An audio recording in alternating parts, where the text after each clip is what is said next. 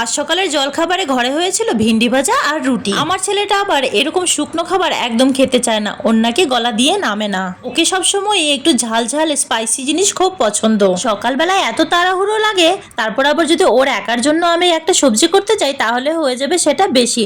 তাই চটজলদি বানিয়ে ফেললাম এরকম ক্যাপসিকাম, পেঁয়াজ আর দই দিয়ে একটা মুখরোচক সবজি। প্রথমে একটা ক্যাপসিকাম আর দুটো পেঁয়াজ এরকম কিউবের মতো করে কেটে নিয়েছি। পেঁয়াজের কিন্তু বড় বড় অংশটাই নিয়েছি, ছোটগুলো আমি রেখে দিয়েছি। পরে প্যানের উপর 1 চামচ তেল দিয়ে সবজিগুলো দিয়ে লবণ, হলুদ, লঙ্কার গুঁড়ো দিয়ে হালকা একটু এপিটুপিট করে ভেজে নিয়েছি। আর সেই প্যানের মধ্যে আরো 1 চামচ তেল দিয়ে কালো জিরা আর জিরেটা ফোড়ন দিয়ে দিয়েছি। আর দিয়েছিলাম আদা রসুন বাটা 1 চামচ মতো। পরে একে একে সব মশলাগুলো দিয়ে ভালো করে কষিয়ে নিয়েছি।